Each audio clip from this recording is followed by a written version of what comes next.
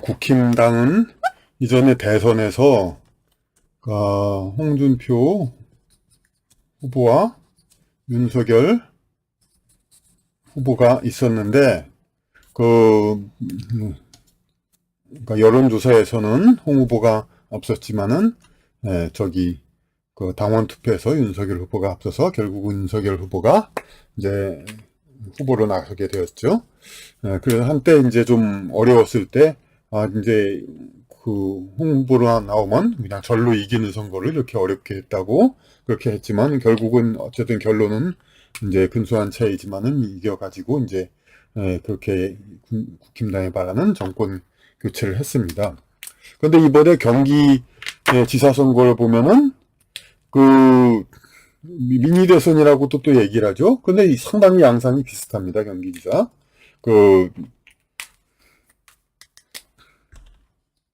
유승민 후보가 있었고 김은혜 후보가 있었는데 이미 여론조사에는 라든지 여러 면에서는 이제 유승민 후보가 앞섰지만은 이제 윤심을 받은 이제 김은혜 후보 그리고 두 후보 이쪽 다 홍준표 후보는 당내의 어떤 인기 관리를 제대로 못했죠. 유승민 후보는 홍 후보는 이제 적극적인 인기 관리에서 문제가 있었고 하여튼 뭐 중간 탈당이라든지 여러 가지 당내 처신은 아무래도 문제가 있었던 거죠. 유승민 후보는 또 일일이 얘기하지 않더라도 이제 대구 이른바 배신자 프레임 그래가지고 또 당내에서 인기가 좀 충분하지 못했었고 그런 것이 있었죠. 그래서 결국은 또 이번에도 당심에서 이렇게 해서 이렇게 김은혜 후보가 나서게 됐습니다.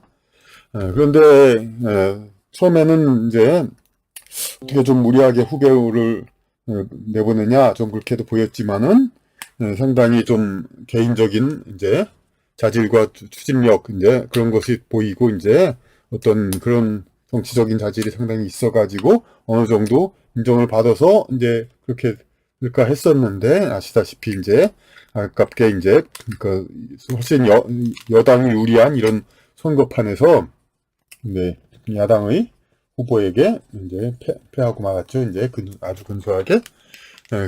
근데 이것이 바로 근데 여기서 뜬금없이 그러니까 한국에서 아직 50대 이제 50세 초반 아직 50세는 아직 어린 나이다 좀 그런 이제 이야기를 하는 겁니다. 그러니까 국힘당 입장에서는 좀 이제 이게 서운하게 보일 수 있지만은 이 국가 전체적으로 보면 어떻게 보면은 이제 그나마 이 다행으로 볼 수도 있습니다. 왜냐하면 이 사람은 어쨌든 경륜이 충분한 사람이고 그렇기 때문에 우리가 보고 있는 이제 더민당 측의 문제점 이걸 그대로 이어받지 않는다면은 뭐 이제 우리나라의 국가를 위해서는 특히 윤석열 정부로서는 전화위복이 돼가지고 오히려 모든 것이 잘 이제 굴러갈 수도 있고 경제 정책이라든지 지방 정책이 그럴 수도 있습니다. 그러면 이제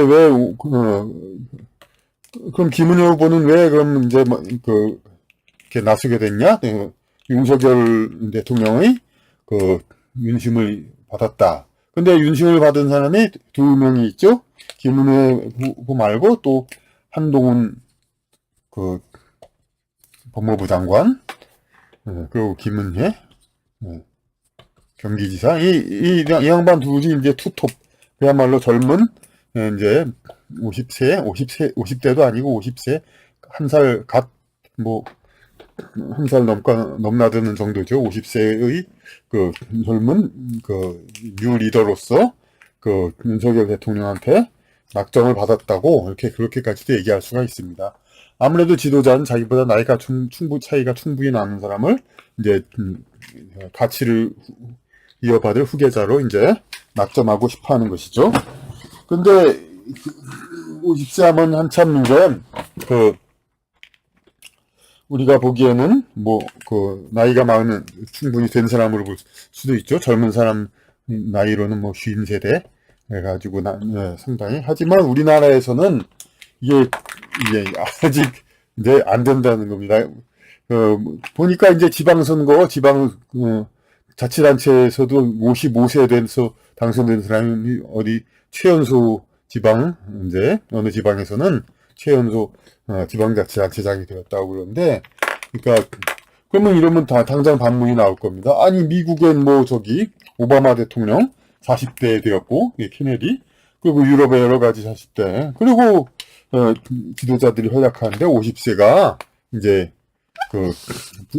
어리다는 게 말이 되느냐, 말도 안, 사실 그런 물량적인 그런 비교로는 말이 안 되는 얘기입니다. 그리고 우리나라에서도 이준석 당대표가 있죠. 그런데 제가 너무 중요하게 얘기하다 보니까 이걸 좀 뜸들이고 좀 늦게 얘기하는데, 왜 이렇게 50세가 그럼 우리나라에서는 어린 사람으로 봐야 되는가? 이것은 뭐냐면, 인간은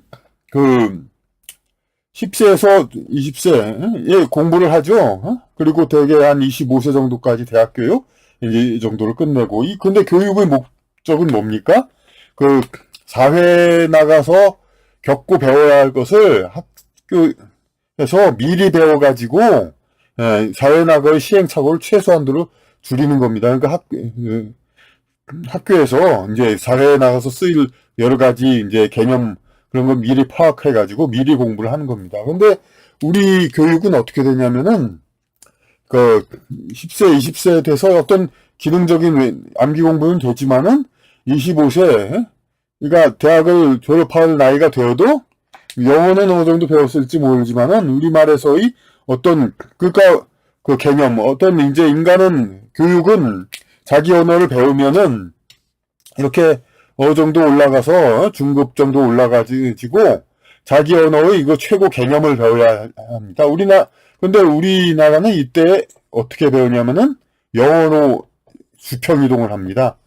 언어 사고의 수직 이동을 하지 않고, 이제 고급 사고를 하지 않고 영어 배우느라고 청소년, 젊음을 다 바칩니다. 그러다 보니까, 그럼 영어로 가서 물론 전공도 배우지만 영어로 고급 개념을 도달하냐면 대개는 그렇지 못합니다. 영어 중급 개념에서 주저앉고 맙니다. 왜냐하면 영어는 우리가 일상적으로 쓰는 언어가 아니기 때문에 그 단어의 몸에 배인 언어가 아니라서 감이 못 잡습니다. 그러니까 우리나라 교육 대부분은 이렇게 그 자체의 이제 고급 개념으로 가지를 않고 이 중간에서 이렇게 주저앉고 맙니다. 그러니까 이 고급 개념이라고 하면 사람들은 굉장히 학자나 최고 지식인들이 알아야 되는 그런 걸로 생각을 하는데, 그게 아니죠. 고등학교 수업을 충실히 받거나 대학교 수준, 심지어 고등학교 정도라도 충실히 배우면 충분히 개념을 파악할 수 있는 그런 정도 하는 겁니다. 다름 아닌 자기네 국어의 고급 개념이죠. 그걸 근데 우리가 모르는 겁니다. 그래서 20대 때도 모르고 20대 후반 돼서 취직이 되고 사회생활을 하고 30대, 한 40대 이때쯤에, 근데 사회에서는 아시다시피 이제 학습의 능률이 훨씬 떨어지죠. 그러니까 사회에서는 학교에서는 3, 4년에 배울 수 있는 걸 사회에서는 10년, 20년 가서 배웁니다. 그래서 한 40대 중반 정도 돼가지고 겨우 이제 어떤 고급 개념들을 파악하든가 그렇게 늦게 해서라도 배웁니다. 아니면 우리나라 사람이기 때문에, 그리고 명목상 고급 지적 직업을 가진 사람은, 그러니까 외국의 어떤 제대로 된 교육을 받은 나라에서 이제 20대 이렇게 젊은 때 받아야 할 교양 수준, 그래가지고 30대에 이제 응용력을 길러서 40대 되면 이제 총괄적으로 드디어 이제 자기를 배운 지식을 활용하기 시작하는 나이죠. 30대까지는 이제 조금 밑에서 이제 배우다가, 그래서 이제 40세 정도를 세계의 어느 나라든지 좀 대통령이라든지 그것이 가능한 나이로 보는 것입니다. 지도자가. 그런데 우리는 사실 40대가 돼도 한 빼기 10 정도가 아니라 한 빼기 15 정도는 해야 됩니다. 그래가지고 한 외국의 25세, 한 40세 정도가 그렇게 봐야 되는 겁니다. 그러니까 11년 전이죠. 꼭 그때 쓴 글이 있는데, 그러니까 청자년 리더의 재교육이 필요하다. 왜냐하면 한 세대가 제거된 한국의 엘리트라는 제목으로, 여권에서는 40대 총리를 내세우려 했으나 여의치 않은 바였다고 했습니다. 그건 뭐냐면 2011년 이전에 그 김태호 총리 당시에 40대를 이제 총리로 내세우는 파격적인 실험을 하려고 했습니다만은 네, 성공하지 못하였고 그러니까 자진 사퇴했죠. 이렇게 밀려가지고 그리고 야권의 비교적 젊은 예비 대선 주자도 이제 어떤 포괄적 책임을 감당하기엔 역부족하여 물러섰다. 이제 그건 아마 이제 그때 유시민 씨를 두고 얘기한 것 같습니다. 그러니까 그런 게 아니라 맞는 거죠. 그러니까 김태호, 유시민 그리고 그 당시 오세훈 시장 상당히 젊어서 서울시장을 했는데 정치적 실험 실패가 더해졌다고 얘기했습니다. 그건 뭐냐면은 이제 그 뜻대로 이제 서울시의회가 방해한다 해서 뭐 무상급식 별로 이제 호소력이 있지 않은 그런 주제로 이제 이건 뜻대로 안 되면 사퇴하겠다 그래가지고 결국 사퇴해가지고 본인의 정치적 행로는 물론 그 당에도 엄청난 피해를 줬죠. 이것도 이제 뭐 정치권 세대 교체는 삐걱거리는 그때부터 거였죠. 오세훈 시장 너무 젊은 사람이 시장이 되어가지고. 근데 이 사람들은 뭐 발탁이 잘못된 게 아니라 당시 최고 엘리트들인데 그 최고 엘리트들인데 왜 그랬냐? 그 단지 10여 년 연륜 차이에 의한 경험 부족으로 그런 건가? 40대 그 당시에 지도자라고 내세웠던 사람들이 그렇지 않죠. 사원국보다 쉽지 않은 미국들도 40대 지도자가 담당하는 경우가 있었고 우리 한국의 경우도 얼마 전까지는 젊은 지도자도 박정희 대통령도 뭐 그때 40대였고 뭐 그러니까 그때도 큰 탈 없이 했었다 이거죠. 전두환 대통령이 시작할 때도 40대였죠. 그런데 이게 세대 교체가 자연스럽게 이루어지지 않을 수가 있다. 뭐냐면 중국은 이제 문화혁명을 통해서 그러니까 뭐 엘리트들을 전부 제거했죠. 그래가지고 문화혁명 이후에 대를 이은 엘리트들이 없어서 원로 세대가 권력을 이양하지 못했다. 그런 얘기가 있습니다. 근데 우리의 경우는 1970년 교육혁명으로 이렇게 아주 쉬운 글만 쓰게 됐죠. 이것이 그런데 특정 분야, 전공 분야는 어차피 전문 용어를 쓰지만 일반 대중을 향한 뭐 정치라든지 이런 거에서는 그런 게 통용이 안 되니까 어떤 지식이라든지 그런 것이 통용이 안 되는 상황에서 어떤 보편적인 소통을 하다 보니까 대중과의 소통을 기반으로 삼고 있는 정치 문화는 이제 그런 이제 어떤 지적 대화가 불가능하게 된 거죠. 그런 세대에 이제 돌입해 왔으니까 정치 문화적으로 당시의 문화적 지식인도 무게감이 훨씬 덜하다고 이미 얘기했죠. 그때부터 이제 김중권 씨가 대표적 문화 지식인으로 나섰지만은 이전의 뭐 이원영 뭐 그런 사람들보다는 훨씬 더 그 함량 그런 이제 무게감이 떨어지는 그런 상태였죠. 그래서 1970년대 이후에 피교육 세대는 20대의 기본 지식을 갖추고 30대에 적응을 훈련하여 40대에 이제 자기 체계를 갖추고 시작해서 이제 그런 지도자로 나서는 게 아니라 40대도 이미 실제 이제 새로운 개념을 배워가는 시기에 불과하다 이거죠. 그러니까 50대도 아직 젊은 상태이고, 그러니까 10년 만에 사회에서 배우는 건 훨씬 늦죠. 학교에서 10년 만에 배울 수 있는 것, 사회에서는 20년, 30년 지나가야 배웁니다. 그러니까 50대 후반 정도는 돼야 아마 어떤 제대로 된 교육을 받은 나라에서의 대학 교육 20대 중반에 갖출 수 있는 지적인 교육을 그 어떤 개념을 아마 좀 파악할 정도가 될 거라고 보고 있습니다. 그러니까 72년 교육 이후 그리고 더 확실히는 1976년인가 평준화 세대 이후로부터 특히 많이 자질이 떨어졌다고 말씀드린 바 있죠.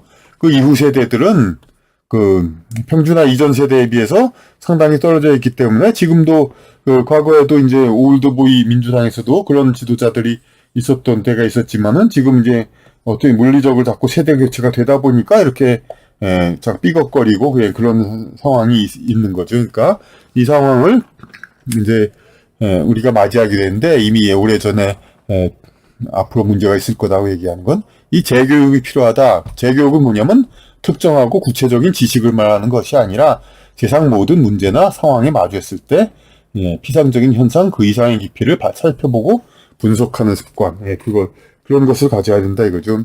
근데 아까 한동훈 장관 그리고 이준석 대표는 그럼 왜냐?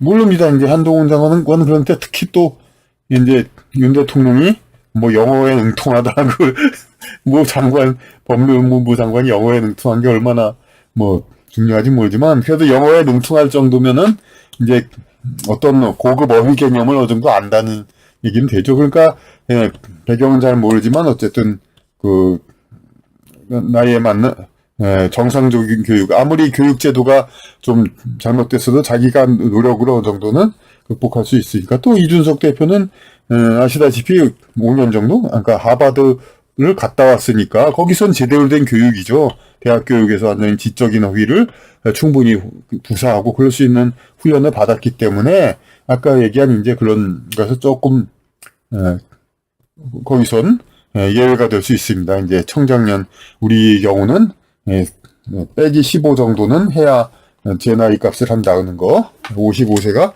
아마 외국에 40세 정도 된다 이거죠. 이제 물론 또 한동훈 장관은 임명만 무사히 됐다 뿐이지 아직 어떻게 될지는 모릅니다. 그러니까